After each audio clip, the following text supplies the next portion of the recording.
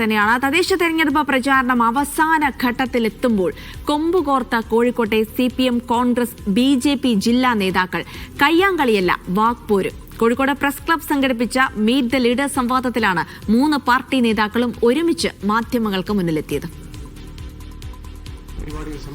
CPM ജില്ലാ secretary M Mehboob, DCC president K Praveen Kumar, BJP city ജില്ലാ secretary KP Prakash Babu എന്നിവരാണ് press ക്ലബിലെ തെരഞ്ഞെടുപ്പ് ചർച്ചയിൽ കൊമ്പുകോർത്തത്.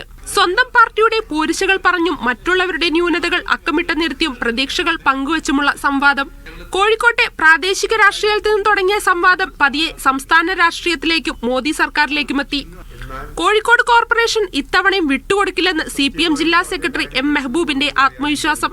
കോർപ്പറേഷൻ മാത്രമല്ല, ത്രിതല പഞ്ചായത്തിലും മുനിസിപ്പാലിറ്റിയിലും കൂടുതൽ സീറ്റുകൾ നേടുമെന്നും അവകാശവാദം.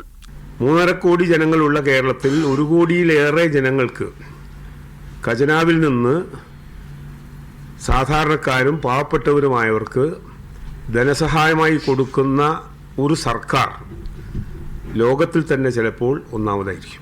ഇത്തവണ LDF ചരിത്രത്തിലെ ഏറ്റവും വലിയ തിരിച്ചടി നേരിടുമെന്നായിരുന്നു DCC അധ്യക്ഷന്റെ മറുപടി.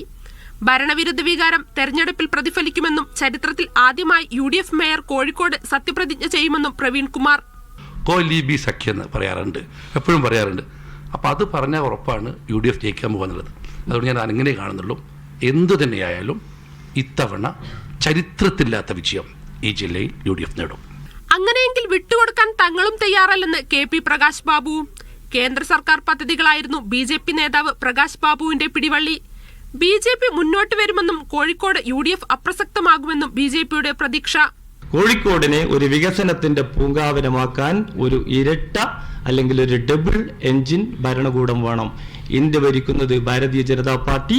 കോഴിക്കോടിന്റെ ഭരണമില്ലാത്ത നിലയിൽ ഞാൻ ഈ പറഞ്ഞ വികസനങ്ങൾ എത്തിച്ചിട്ടുണ്ടെങ്കിൽ ഭരണം ലഭിച്ചാൽ അത് കോഴിക്കോടിന്റെ സുവർണ കാലഘട്ടമായിരിക്കും.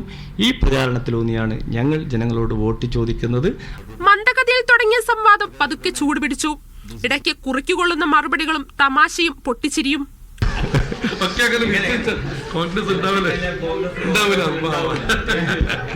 കോഴിക്കോട് ജില്ലയിൽ ഇത്തവണ മത്സരം കടുക്കുമെന്നാണ് വിലയിരുത്തൽ.